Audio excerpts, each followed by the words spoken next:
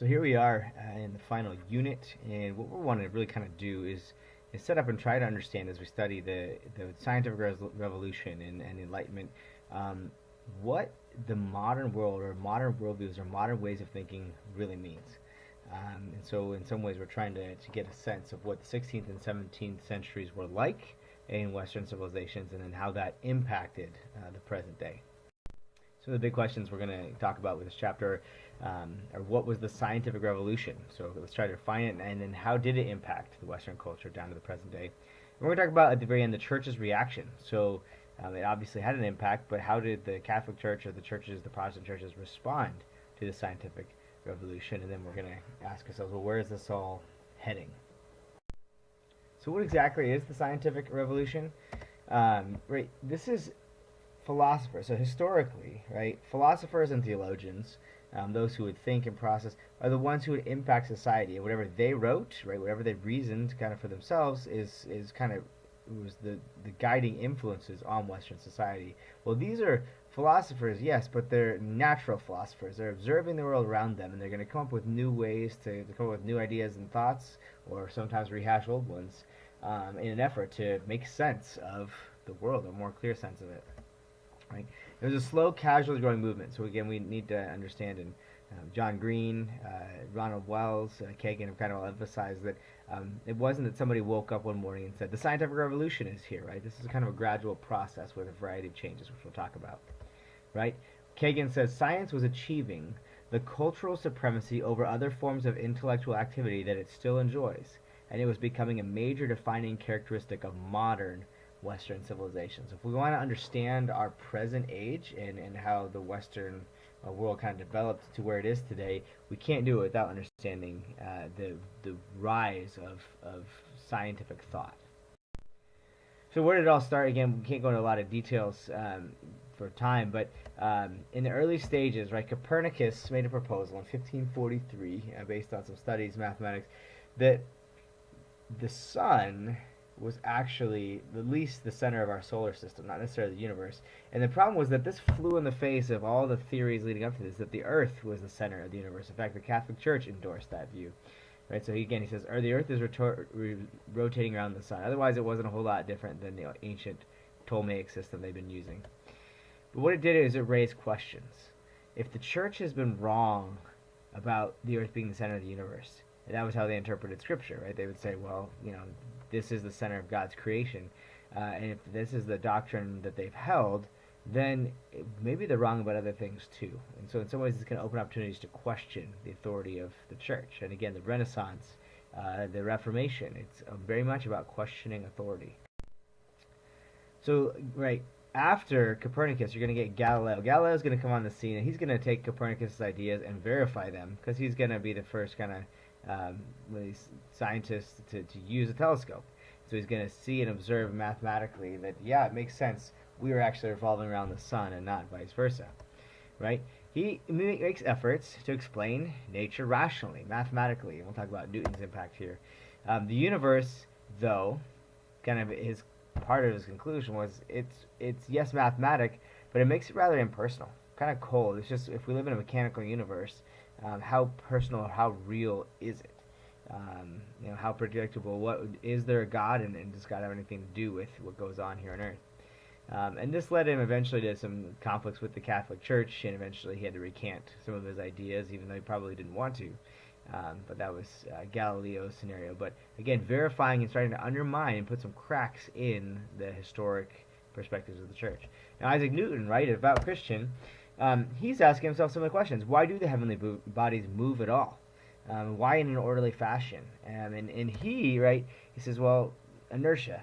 There's changes in motion. He came up with the idea that gravity and as different sized bodies are in relation and connection to one another, right, that there's various gravitational pulls from them. He argued that science began and ended with empirical data, based on observation. And while he didn't argue this himself, right, there were those who concluded that maybe religious dogma, and he would argue this, I guess, to some extent, wasn't necessarily sufficient anymore, right? Just to say that this is how it is because it's always been this way because the church says so, may not be sufficient. In fact, science may tell us that there's more to know about the world around us, right? And Isaac Newton was really in awe of what he saw. He saw an orderly universe, and it caused him to praise what he believed was a very orderly God. So a little more on Newton himself, right? His principles. According to Kagan, in textbook, he said he formed rational theories and then tested them with empirical observations. So he'd say, okay, use my brain, use my mind, my rational way of thinking, and then I'm going to test it. I'm going to come up with a hypothesis and figure out whether or not it actually works, right? According to Kagan, right, what was Newton's worldview? And this is where it's kind of interesting. He says he was a deist hero. And we're going to talk about deism in just a second, but deism is essentially the belief in that we want to believe there's a God. Like, there must be a God who started everything. He must have created everything, and yet he is distant from everything, because if you look at the mathematical, orderly world around us, there's no change. There's no supernatural events happening. Everything is very natural.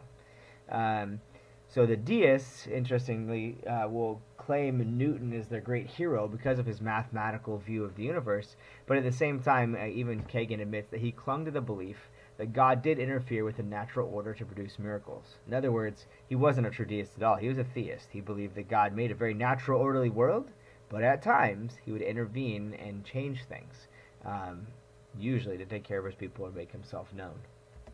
Right, so he believed in providence, that God would divinely provide or interact specifically to meet his people, as outlined in the scriptures. Right, Newton said, we account the scriptures of God to be the most sublime philosophy. I find more sure marks of authenticity in the Bible than in any profane history whatsoever. So again, deists will try to claim Isaac Newton, but he's not theirs. He was a true Christian theist. So as we're kind of working through chapter 14 from our textbook, I did want to mention here some thoughts from Ronald Wells' History of the Eyes of Faith, chapter 9, on the scientific revolution, because he brings up some important points here for our purposes. So one of those is that science, right, as a method gave birth, he argues, to a secular or of the world scientific humanistic worldview known as rationalism. And it's going to understand the key difference here. Science is a method. Rationalism is the worldview, a worldview that came from it.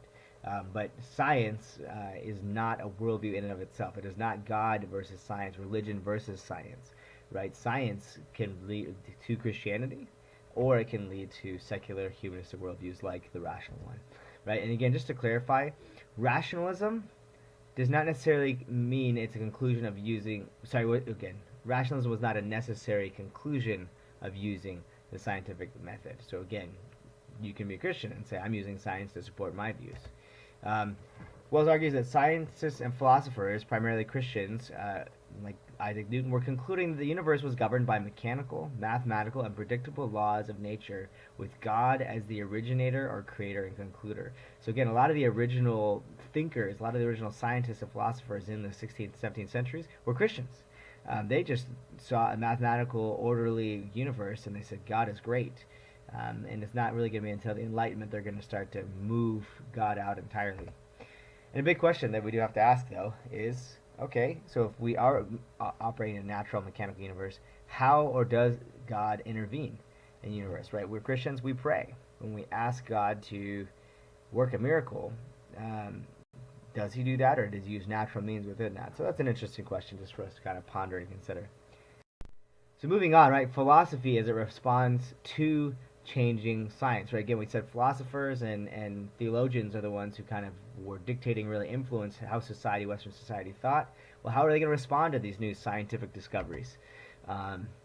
Again, the compromise that we talked about recently is this growth of deism, right?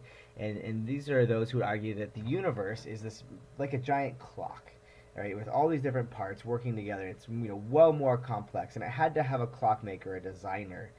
But once it's wound up and started, their argument, the deist argument, was that it was kind of left to itself, that God no longer intervenes.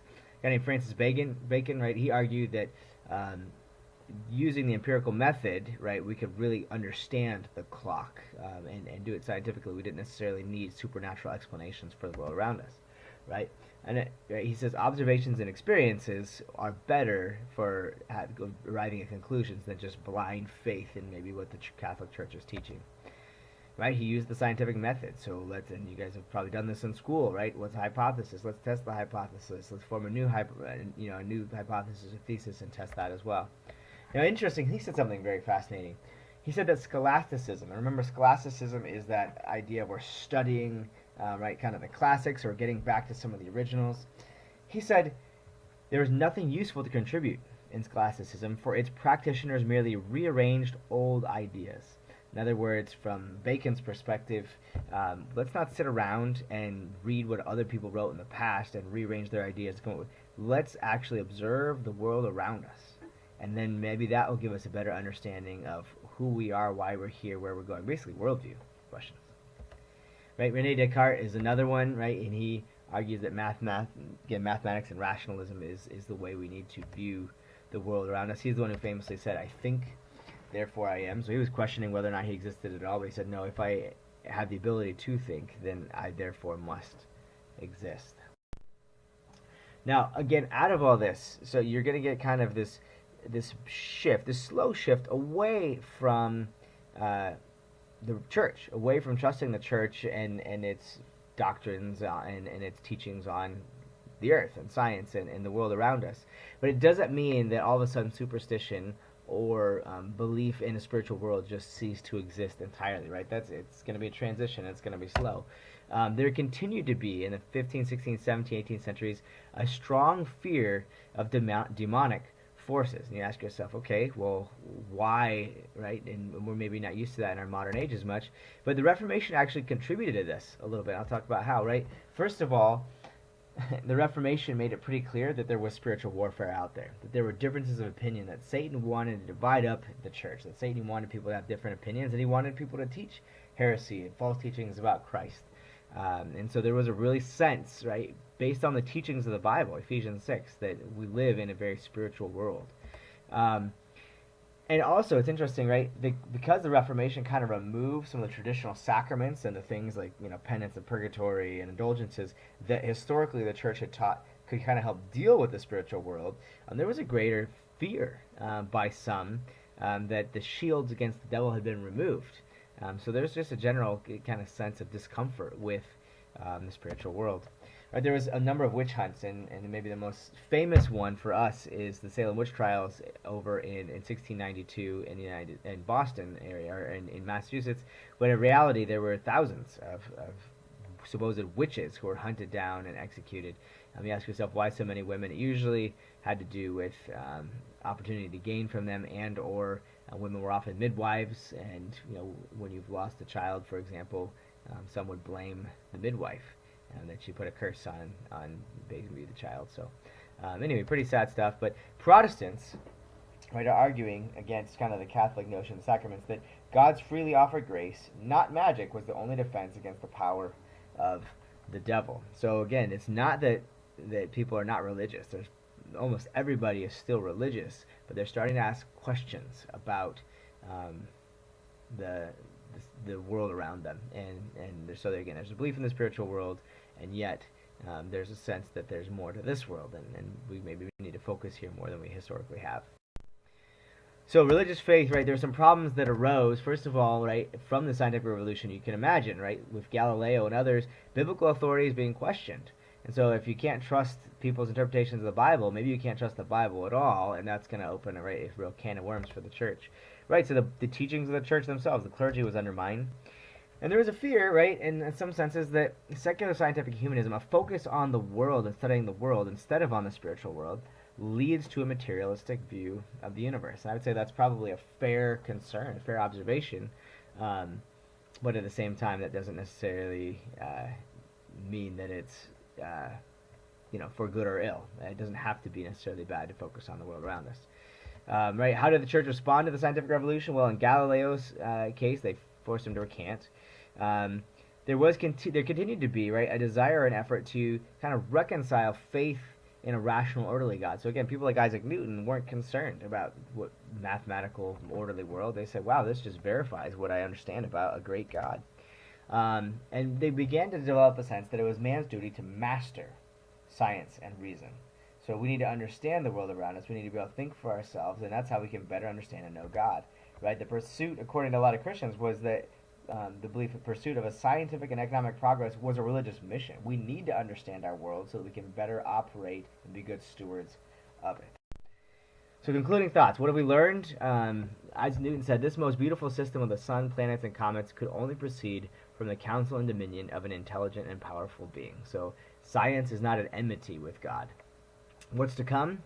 And will the worldview of this period hold up?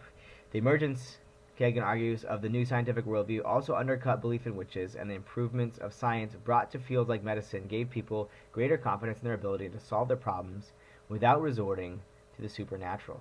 Remember, way back when we talked about, I think it was chapter 2 and 3, we talked about the Greeks, and this chapter, I remember the transition from chapter 1 to 2 in our main textbook. There was a sense of moving away from the religion of the Mesopotamians and Egyptians toward a more natural understanding of things. And it looks like we may see history repeating itself again. And so where is it all leading? Well, it's going to lead to a period known in history as the Enlightenment. And so next chapter, next segment, we'll talk about what the Enlightenment is all about.